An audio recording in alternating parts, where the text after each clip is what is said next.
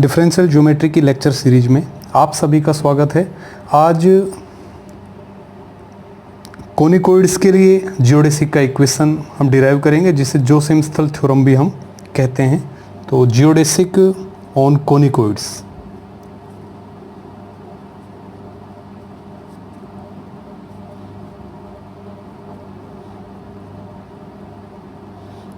कोनिकोइड्स और इसे जोसेफ-स्थल थ्योरम भी कहते हैं।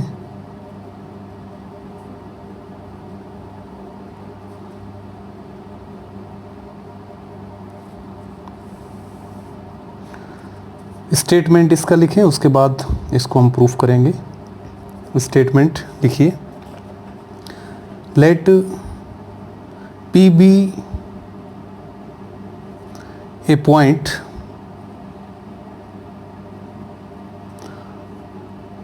on a geodesic on a central conicoid.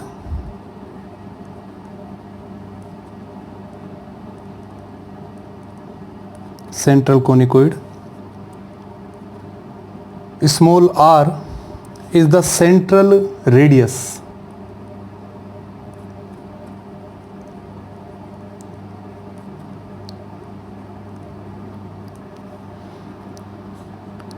parallel to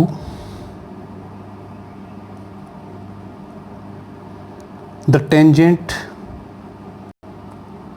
तो एक बार स्टेटमेंट में लिख देता हूँ, फिर इसको क्लियर करेंगे अपन। Tangent to the geodesic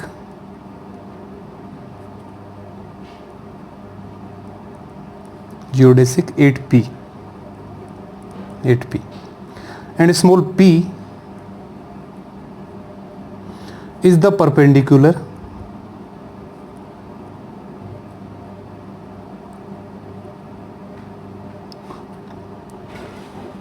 from the center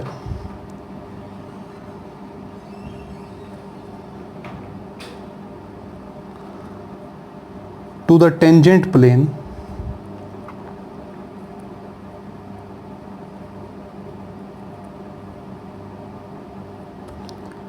to the surface 8p,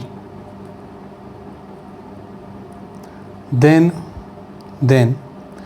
PR equal to constant, P into R equal to constant. ये हमें प्रूव करना है।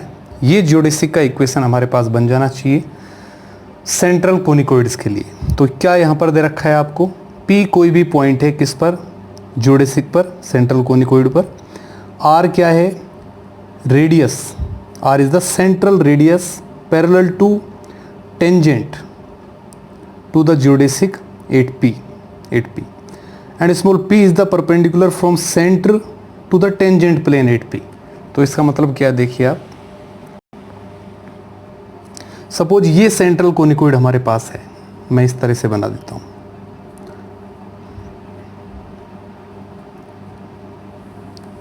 एलिप्सॉइड टाइप का सेंट्रल कोनिकोइड में ले लेता हूं। सपोज ये हमारे पास सेंट्रल कोनिकोइड है,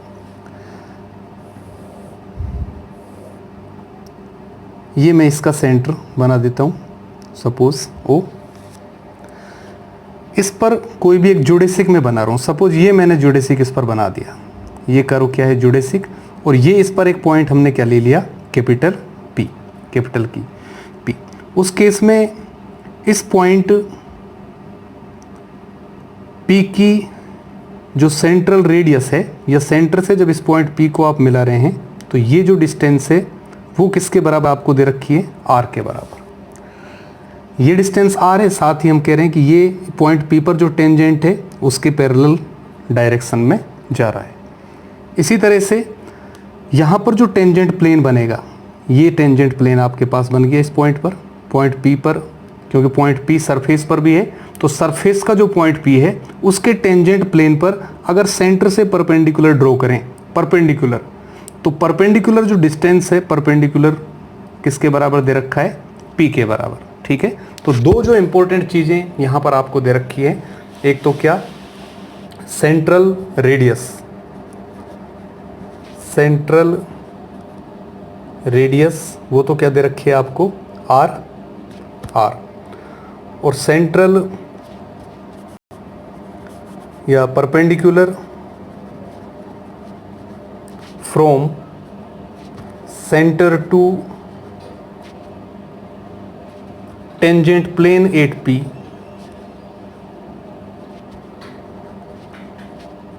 इक्वल टू स्मॉल p दे रखी है। तब आपको प्रूव करना है कि p into are equal to किसके होगा, कांस्टेंट के होगा। ये आपकी थ्योरम है। तो इस तरह से हम इसको कंप्लीट करेंगे। प्रूफ स्टार्ट करें इसका। Let the equation to the conicoid, let the equation of central कोनिकोइड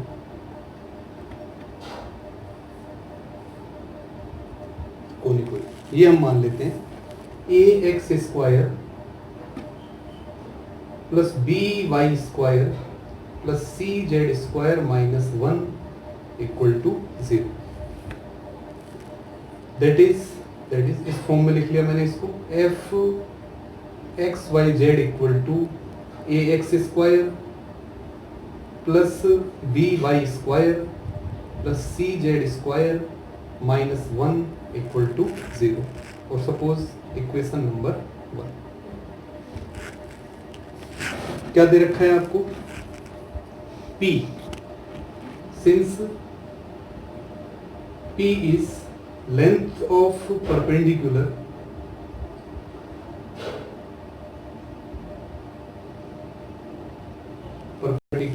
from centre to tangent plane 8p। तो टेंजेंट प्लेन का इक्वेशन क्या होगा, टेंजेंट प्लेन का इक्वेशन किस तरह से लिखेंगे आप ये देखिए।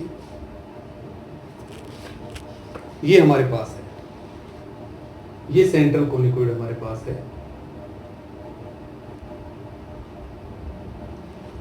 इस पॉइंट P पर जो टेंजेंट प्लेन हम बना रहे हैं, ये टेंजेंट प्लेन, इस टेंजेंट प्लेन का हमें इक्वेशन फाइंड करना है। जबकि स्मॉल p जो लेंथ होगी यहाँ से यहाँ तक की, ये इसका नॉर्मल है। यानी कि नॉर्मल जो यहाँ पर बन रहा है, उस नॉर्मल की डायरेक्शन, नॉर्मल ये पॉइंट हम क्या ले रहे हैं सेंटर, तो 0 0 0। टेंजेंट प्लेन का इक्वेशन क्या होगा आपको पता है, यहाँ पर सेंट्रल कोनिकोइड का इक्वेशन हमारे पास ये है ax square plus by square plus cz square minus 1 equal to 0। तो अगर इसका मैं कोई भी पॉइंट लिखूं, तब उस पॉइंट के लिए टेंजेंट प्लेन का इक्वेशन हम किस तरह से लिखेंगे, यहाँ पर इस फॉर्म में हम लिखते हैं ax into X plus by into Y plus cz into Z minus 1 equal to 0। इस फॉर्म में क्यों, क्योंकि यहाँ पर इसके नॉर्मल जो सरफेस है, सरफेस के नॉर्मल के डायरेक्शन रेशियो क्या होंगे। अगर सरफेस का इक्वेशन आपको इस तरह से लिखा हुआ है fxyz, ये fxyz इक्वल टू 0, तब इसके नॉर्मल के डायरेक्शन रेशियोज क्या होंगे, fx कोमा fy और कोमा fz। इस तरह से आप लिखोगे इसके नॉर्मल के डायरेक्शन रेशियोज। तो ये अगर इसके नॉर्मल के डायरेक्शन रेशियोज आपके पास आ रहे हैं, उस केस में आपको x, y और z के रिस्पेक्ट में इसका डेरिवेटिव करना है। तो क्या आएगा हमारे पास 2ax 2by और 2cz, 2 तो सब में आ रहा है, तो ax यानी कि ये वैल्यू तो क्या आएगी हमारे पास ax, ये क्या आ गया by और ये क्या आ गया cz। तो अगर नॉर्मल के डायरेक्शन कोसाइंस या रेशियो आपके पास हैं, सपोज ये वैल्यू किसकी हो गई a की, ये कैपिटल B, ये कैपिटल C, तब प्लेन का इक्वेशन क्या होगा ax plus by plus cz plus d equal to 0। इस फॉर्म में आप प्लेन लिख सकते हैं। तो यहाँ पर मैंने क्या किया है, टेंजेंट प्लेन का मैं इक्वेशन लिख रहा हूँ। अब टेंजेंट प्लेन का इक्वेशन लिखने से पहले मुझे उसके नॉर्मल के, टेंजेंट प्लेन के नॉर्मल के डायरेक्शन रेशियो चाहिए थे। तो टेंजेंट प्लेन का जो सरफेस का नॉर्मल होगा, वो टेंजेंट प्लेन पर भी नॉर्मल होगा। तो सरफेस के नॉर्मल की डायरेक्शन रेशियो में यहाँ पर फाइंड कर दिए हैं ax, by और cz। तब प्लेन का इक्वेशन क्या हो गया, तो ये ax यानी कि capital A x plus capital B y के प्लस कैपिटल सी जेड और क्या है -1 इक्वल टू 0। तो ये मेरे पास टेंजेंट प्लेन आ गया, ठीक है 8p। तो टेंजेंट प्लेन का इक्वेशन इस तरह से हमारे पास बन रहा है, सिंस टेंजेंट प्लेन इस टाइप से आ रहा है, a x into x b y into y c z into z और प्लस या -1 इक्वल टू 0। तो ये जो टेंजेंट प्लेन आपके पास बन रहा है ये इसका इक्वेशन है इस प्लेन का। इस प्लेन पर सेंटर क्या ले रहे हैं हम 0 0 0। इससे इस प्लेन पर हमें क्या डालना है परपेंडिकुलर। तो ये डिस्टेंस किसके बराबर है p के बराबर। तो ये p अगर डिस्टेंस है देन p इक्वल टू क्या फॉर्मूला होगा, इस प्लेन पर अगर परपेंडिकुलर ड्रॉ करें सपोज किसी भी पॉइंट x1 y1 z1 से, तब p इक्वल टू किसके होता है ax1 plus by1 plus cz1 plus d upon root a square plus b square plus c square और इसका मोड ये हम लेते हैं p की वैल्यू। तो यहाँ से देखिए ये प्लेन हमारे पास है, इस पर 0 0 0 से परपेंडिकुलर अगर हम ड्रॉ करें तो यहाँ पर 0 यहाँ पर 0 यहाँ पर 0, तो ये अपने पास आ रहा है -1 अपॉन रूट x के कोफिशिएंट्स का स्क्वायर। तो यहाँ पर ax square plus by square plus cz square, इस फॉर्म में हमारे पास ये p की वैल्यू बन रही है। इसको मैं सिंप्लीफाई करूं तो ये बन जाएगा p स्क्वायर इक्वल टू क्या आ रहा है 1 upon a square x square plus b square y square plus c square z square. ये p स्क्वायर की वैल्यू बन गई और इसको मैं इस तरह भी लिख सकता हूं, this implies 1 upon p square equal to a square x square plus b square y square plus c square z square. और ये हमारे पास आ गया equation number 2। Okay,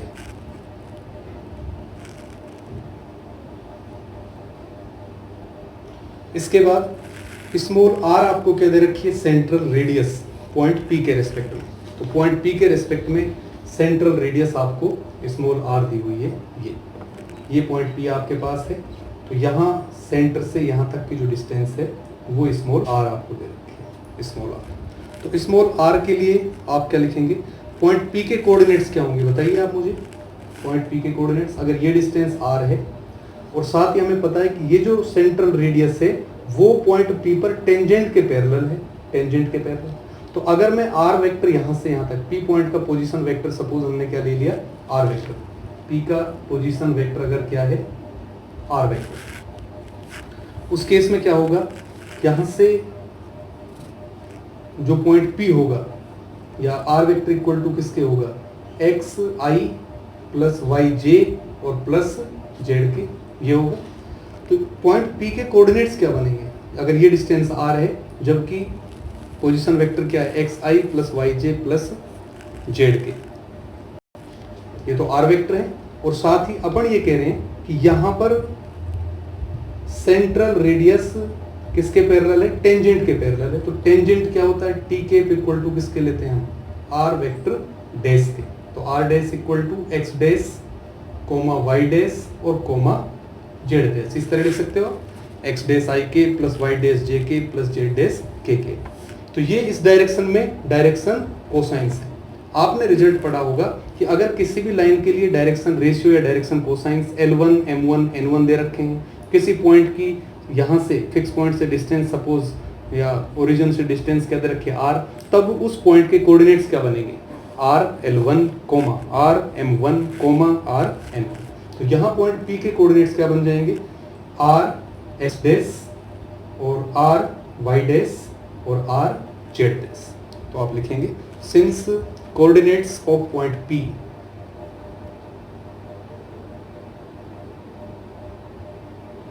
of point P के कोऑर्डिनेट्स ये हमारे पास बन रहे हैं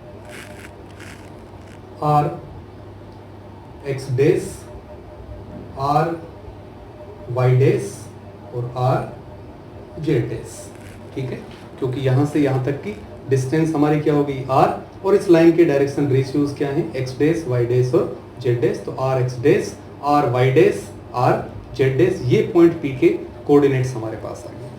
तो ये अगर पॉइंट पी के कोऑर्डिनेट्स हैं तब क्या होगा, पॉइंट पी किस पर है, हम ये कह रहे हैं कि पॉइंट पी की सेंट्रल रेडियस ये बन रही है, यानी पॉइंट पी कहां पर है, सेंट्रल कोनिकोइड पर स्थित है। अगर पॉइंट पी सेंट्रल कोनिकोइड पर है तब पॉइंट पी के कोऑर्डिनेट्स सेंट्रल कोनिकोइड के इक्वेशन को सेटिस्फाई करें। तो आप इसको लिख सकते हैं, सिंस पॉइंट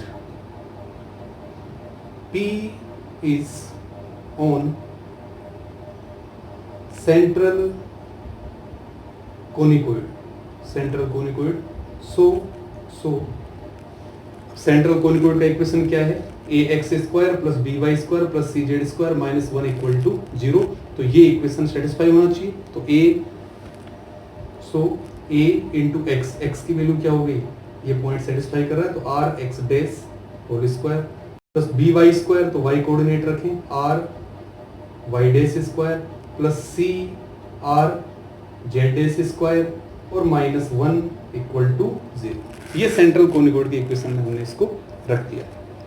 इसको मैं सिंप्लीफाई करूं तो यहां से हमारे पास क्या आ रहा है, this implies a x dash square plus b y dash square plus c z dash square, r square common आ रहा है और इक्वल टू किसके हो गया, 1 के, इक्वल टू 1।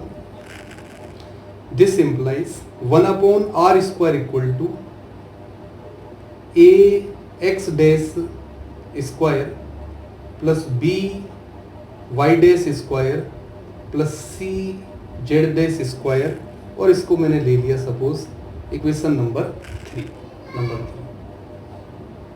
तो ये 3 इक्वेशंस हमारे पास आ गए। तो 3 इक्वेशन कौन कौन से हमें मिले अभी तक, सबसे पहले सेंट्रल कोनिकोइड का इक्वेशन, उसके बाद perpendicular from centre to tangent plane p अगर है तो पी का रिलेशन ये बन गया, और साथ ही सेंट्रल रेडियस अगर स्मॉल आर है तो स्मॉल आर के लिए हमारे पास इक्वेशन नंबर 3 आ चुका है। ये 3 इक्वेशंस हमारे पास आ चुके। अब मैं यहाँ पर इक्वेशन 2 और 3 का एस के रेस्पेक्ट में डिफ्रेंसिएशन कर रहा हूँ, तो वो अभी हमें पता चलेगा क्यों कर रहे हैं। तो सबसे पहले हम डिफ्रेंसिएशन कर रहे हैं इक्वेशन 2 का विद रेस्पेक्ट टू एस। तो differentiating equation 2 with respect to s, arc length के रेस्पेक्ट में डेरिवेटिव। तो इक्वेशन 2 आपके पास ये है, a square x square plus b square y square plus c square z square. तो इसका डिफ्रेंसिएशन अगर हम करें तो हमारे पास क्या आएगा, देखिए इसका डिफ्रेंसिएशन, इक्वेशन 2 का हम डिफ्रेंसिएशन कर रहे हैं एस के रेस्पेक्ट में, क्या बन जाएगा,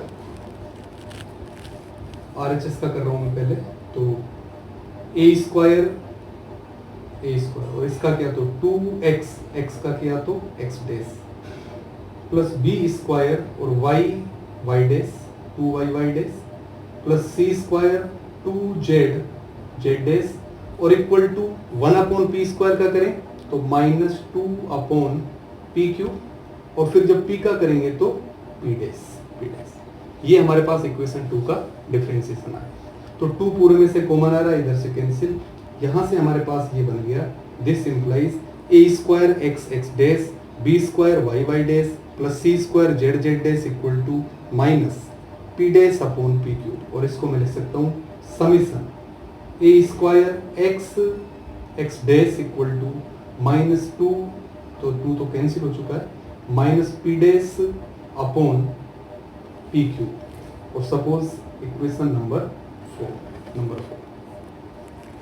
ठीक है, तो समीशन का मतलब है इसी तरह की एक्स वाई की एक टर्म आएगी, फिर सिमिलर टर्म जेड की आएगी, ए बी सी का साइक्लिक ऑर्डर होगा, एक्स वाई जेड का साइक्लिक ऑर्डर। तो ये इक्वेशन नंबर 4 हमारे पास आ गया। इसी तरह से अगर इक्वेशन नंबर 3 का मैं डिफरेंशिएशन करूं तो differentiating 3 with respect to s क्या बनेगा, ए और एक्स डैश स्क्वायर का करें तो 2x डैश एक्स डैश का किया तो x double dash plus b 2 y dash y double dash plus c 2 z dash और z double dash equal to 1/r² का -2/r³ और r का करें तो r डैश। ये अपने पास आ गया, तो 2 पूरे में से कैंसिल। यहाँ पर हमें क्या मिलेगा, this implies summation of a x dash x double dash equal to -r dash upon r³ equation number 5 तो ये इक्वेशंस हमारे पास आ चुके हैं। इसके बाद जियोडेसिक का डिफरेंशियल इक्वेशन हम लिखेंगे। तो जियोडेसिक यहाँ पर सरफेस किस फॉर्म में आपको दे रखा है, एफ की फॉर्म में। ये सरफेस सेंट्रल कोनिकोइड, तो f of x y z की फॉर्म में सरफेस है। इसके लिए जियोडेसिक आप किस तरह से लिखते हैं, since for surface f x y z equal to 0 differential equation of geodesic is given by किस तरह से लिखते हैं आप, x double dash upon f x equal to y double dash upon f y equal to z double dash upon f z. F x f y f z are partial derivatives of f with respect to x y and z respectively. इस form में हमने इसको लिखा। Values रखें यहाँ पर। F x की value क्या होगी, एफ का एक्स के रिस्पेक्ट में पार्शियल डेरिवेटिव। देखिए यहाँ पर एफ का एक्स के रिस्पेक्ट में अगर पार्शियल डेरिवेटिव करें हम तो ए एक्स स्क्वायर है तो 2ax, बाकी का तो 0 हो जाएगा 2ax। एफ का वाई के रिस्पेक्ट में करेंगे तो 2by और एफ का जेड के रिस्पेक्ट में पार्शियल डेरिवेटिव करेंगे तो 2cz। और जब यहाँ पर सबकी वैल्यू रखेंगे तो 2 तो पूरे में से कैंसिल हो जाएगा, ये हमारे पास बचेगा। This implies x double dash upon 2ax आएगा तो ax equal to y double dash upon by equal to z double dash upon cz। ये अपने पास डिफरेंशियल इक्वेशन ऑफ जियोडेसिक। इसको मैं इस तरह से लिख सकता हूं, this relation is equal to plus minus root x double dash square plus y double dash square plus z double dash square upon, same operation नीचे लगा रहे हैं तो root a square x square b square y square c square z square. ये बन रहा है।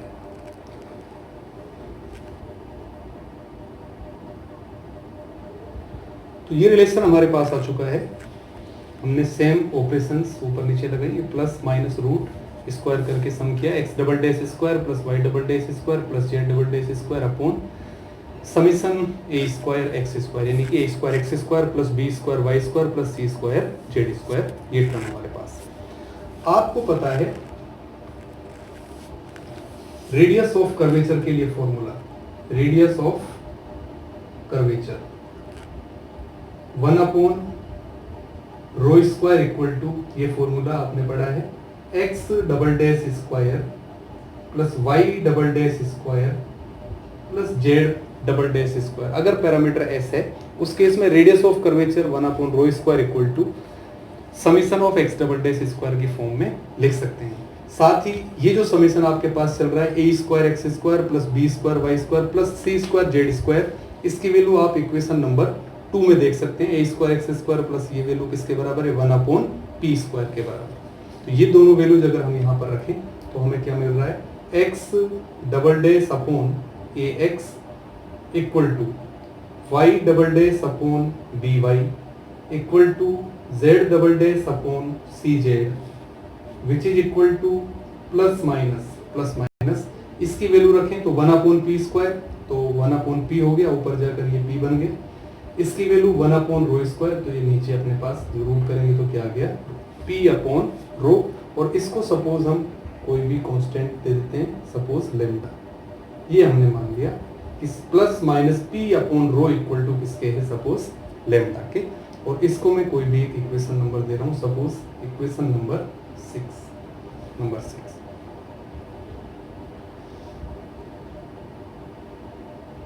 यहां से लेमडा को दूसरे फॉर्म में मैं कन्वर्ट कर सकता हूं। सो लेमडा इक्वल टू क्या है हमारे पास, x double dash upon a x equal to y double dash upon b y equal to z double dash upon c z. ये हमारे पास आ रहा है। इसको मैं इस तरह से कर सकता हूं, सपोज ए एक्स डैश से मैं इसको ऊपर नीचे मल्टीप्लाई करके ऐड करूं, किससे, ए एक्स डैश से। तो क्या बनेगा, देखो यहां से इस वाली टर्म को, फर्स्ट वाली टर्म को ए एक्स डैश से मैं मल्टीप्लाई कर रहा हूं, तो a x dash x double dash बनेगा।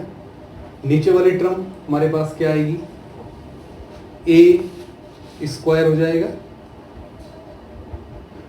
ए स्क्वायर और एक्स एक्स डैश, ए इंटू एक्स डैश से ऊपर नीचे मल्टीप्लाई किया है। फिर सेकंड वाली टर्म को बी वाई डैश से ऊपर नीचे में मल्टीप्लाई करूंगा, फिर इसको सी जेड डैश से मल्टीप्लाई करूंगा, तो ऊपर तो ये समीशन बन गया और नीचे ये समीशन आपके पास बनेगा। ये सिमिलर टर्म्स आपको इनका जब साइक्लिक ऑर्डर आप लोगे, ए का एक्स का, ठीक है, ए बी सी का और एक्स वाई जेड का साइक्लिक ऑर्डर लेने से सिमिलर टर्म्स आपके पास बनेगी। ये हमने क्यों किया है, ये हमने इसलिए किया है क्योंकि ये वैल्यूज आपके पास है। देखिए आप summation a square x x dash equal to क्या है, minus p dash upon p q, ठीक है, ये value minus p dash upon p q, ये वाली वैल्यू।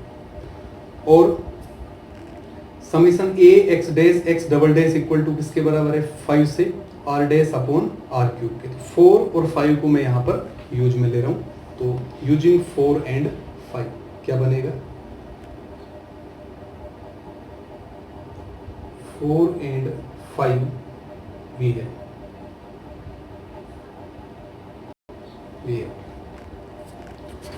लेमडा इक्वल टू ये हमारे पास आ रहा है।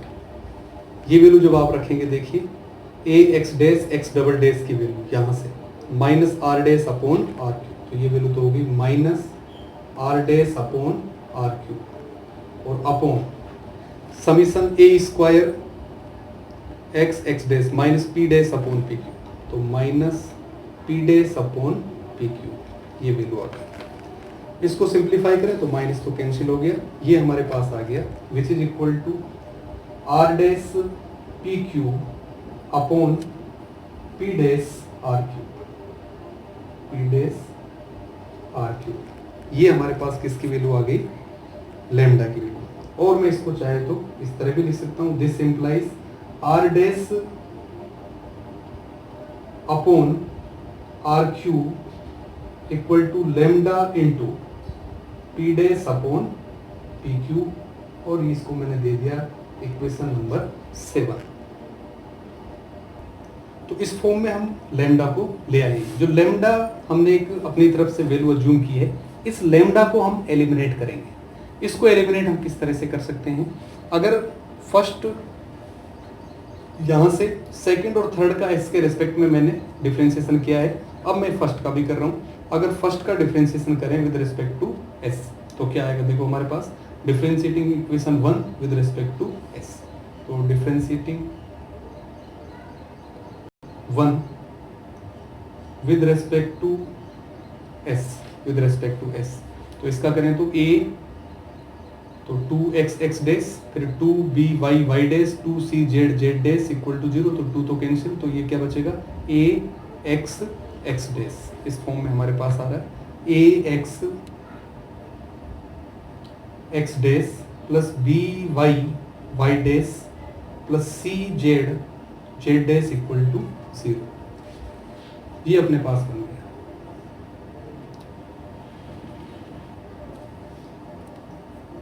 Again differentiating with respect to s, क्या बनेगा, a x dash square plus b y dash square plus c z dash square plus a x x double dash b y y double dash c z z double dash equal to 0। ये अपने पास बन गया।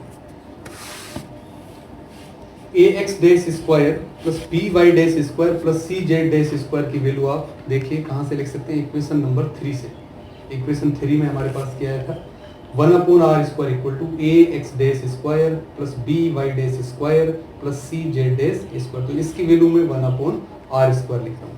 तो ये value, ये तो हमारे पास क्या बन गया, 1/r square which is equal to minus a x x double dash plus b y y double dash c z z double dash.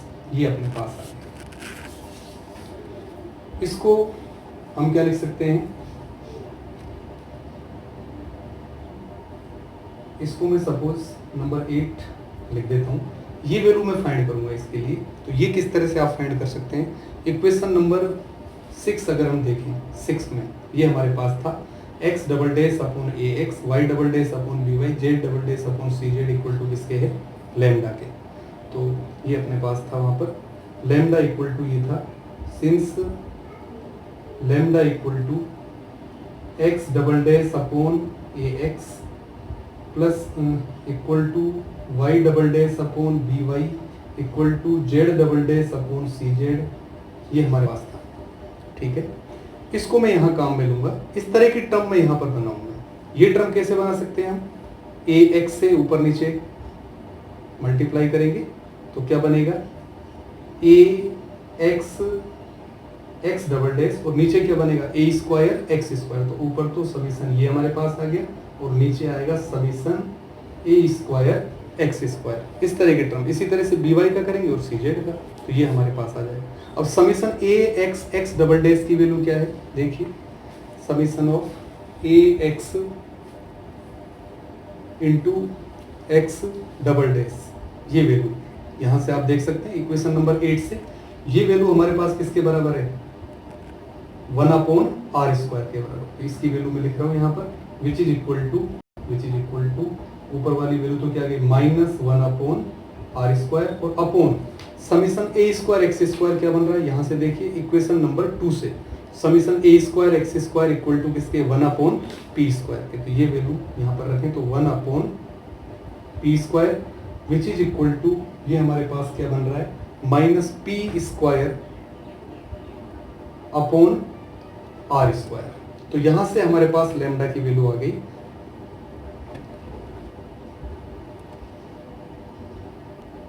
तो ये लैम्डा की वैल्यू माइनस पी स्क्वायर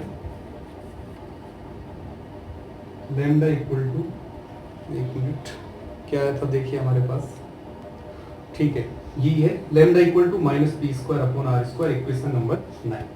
तो ये लैम्डा में एक और रिलेशन हमने फाइंड कर दिया है। लैम्डा में एक रिलेशन पहले हम निकाल चुके थे, इक्वेशन नंबर 7। आप देखिए इक्वेशन 7 हमने फाइंड किया था, r dash upon r cube equal to lambda p dash upon p cube, ये इक्वेशन 7 था।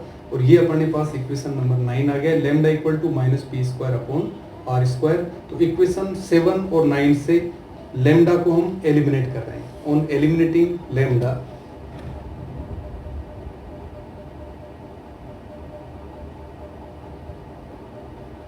फ्रॉम इक्वेशंस 7 एंड 9, 7 और 9 से अगर इसको हम एलिमिनेट करें तो हमारे पास क्या आएगा, तो 9 तो हमारे पास ये है लैम्डा की वैल्यू और 7 इक्वेशन ये है r dash upon r cube, r dash upon r cube equal to किसके था, lambda into p dash upon p cube, lambda into p dash upon p cube, ये था। लैम्डा को आप एलिमिनेट कर सकते हैं, लैम्डा की वैल्यू आप रख दीजिए 9 से इसमें। तो ये हमारे पास बन गया r dash upon r cube equal to minus p square upon r square और p dash upon p cube. तो यहाँ से आर स्क्वायर एक आर बच गया, इधर से पी स्क्वायर एक पी बचा आपके पास। तो कुल मिलाकर ये हमारे पास बन गया r dash into p plus r into p dash equal to 0। इसको हम ये लिख सकते हैं derivative of P into are equal to 0। ठीक है, P को एज इट इज लिखा, आर डैश हो गया, और R को एज इट इज लिखा, P का किया तो P डैश इक्वल टू 0। इसका जब इंटीग्रेशन करेंगे तो PR इक्वल टू कॉन्स्टेंट। तो यही हमें जोडेसिक का इक्वेशन यहाँ पर प्रूव करना था कि PR इक्वल टू किसके होगा, कांस्टेंट के, जहाँ P तो क्या है, सेंट्रल कोनिकोइड के सेंटर से पॉइंट P पर टेंजेंट प्लेन है, उस पर डाले गए परपेंडिकुलर की लेंथ, और स्मॉल r यहाँ पर क्या है, स्मॉल r है radius, central radius. Point P को आप डायरेक्टली में ज्वाइंट करें तो वो जो लेंथ है वो किसके बराबर है, r के बराबर है। यहाँ से ये वैल्यू आ गई। इसका एक सब केस आप यहाँ पर कर सकते हैं, कोरोलरी। इनकी सहायता से आप रेडियस ऑफ कर्वेचर का मान निकाल सकते हैं। सिंस ये इक्वेशन हमारे पास आया था, लेम्डा इक्वल टू किसके बराबर आया था हमारे पास, क्या दिया था हमने, plus minus P upon row. Since lambda equal to plus minus P upon this implies rho equal to plus minus P upon lambda, which gives rho equal to plus minus P upon lambda। और lambda की value आप लिख सकते हैं, अभी हमारे पास equation number 9 में आई थी, minus P square upon R square. ये लैम्डा की वैल्यू लिख रहे हैं, minus P square upon R square. So this implies rho equal to plus minus R square upon तो इस फॉर्मूले से हम रेडियस ऑफ कर्वेचर फाइंड कर सकते हैं, रेडियस ऑफ कर्वेचर जियोडेसिक के लिए। साथ ही इसको दूसरे फॉर्म में भी आप कन्वर्ट कर सकते हैं इस तरह से।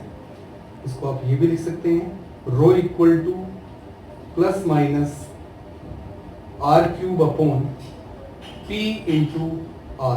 क्या किया है मैंने, R से इसको ऊपर नीचे मल्टीप्लाई किया, तो R cube upon P into R, और P into R equal to हम क्या प्रूव कर चुके हैं, constant, PR equal to constant. और सपोज ये कॉन्स्टेंट किसके बराबर है, K के बराबर। अगर ये कॉन्स्टेंट K है तो क्या बन जाएगा हमारे पास, which is equal to plus minus R cube upon K, R cube upon. तो ये रेडियस ऑफ कर्वेचर के लिए डिफरेंट फॉर्म में फॉर्मूला। ये तो कोई भी कांस्टेंट होगा तो केवल किस पर डिपेंड कर रहा है, रेडियस ऑफ कर्वेचर केवल किसके लिए डिपेंड कर रहा है, R पर। तो ये सेंट्रल कोनिकोइड के लिए हमने फाइंड कर दिया यहाँ पर इक्वेशन ऑफ जियोडेसिक।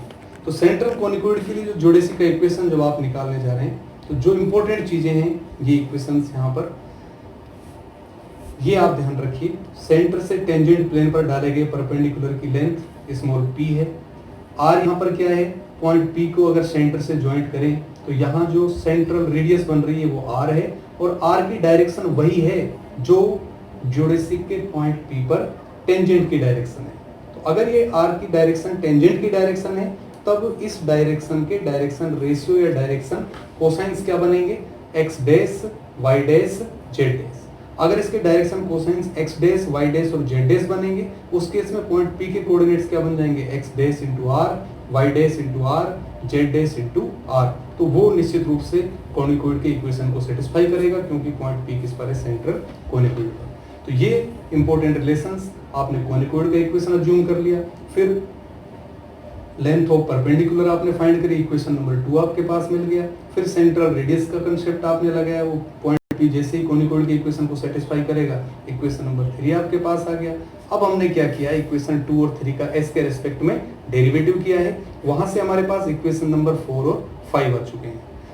अब मुझे जियोडेसिक की कंडीशन इस पर अप्लाई करनी है। जैसे ही हम जियोडेसिक की कंडीशन यहाँ पर अप्लाई कर रहे हैं तो x double dash upon fx की वैल्यू आ गई, y double dash upon fy, z double dash upon fz equal to, इस तरह से हमारे पास लैम्डा आ गया। फिर हमने क्या किया, इक्वेशन नंबर फर्स्ट का भी एस के रिस्पेक्ट में 2 बार डेरिवेटिव कर दिया, वहां से लैम्डा के 2 रिलेशन हमने निकाल दिए, एक तो ये रिलेशन और दूसरा ये रिलेशन। इन दोनों रिलेशंस की सहायता से हमने लैम्डा को क्या किया है, एलिमिनेट कर दिया। जैसे ही लैम्डा को एलिमिनेट करेंगे तो हमारे पास फाइनल इक्वेशन आ गया P R equal to constant और फाइनली उसके फिर एक कॉर्नर। तो फ्रेंड्स नेक्स्ट क्लास में ज्योडेसिक के लिए कर्वेचर और टोर्शन को हम डिफाइन करेंगे। नमस्कार फ्रेंड्स।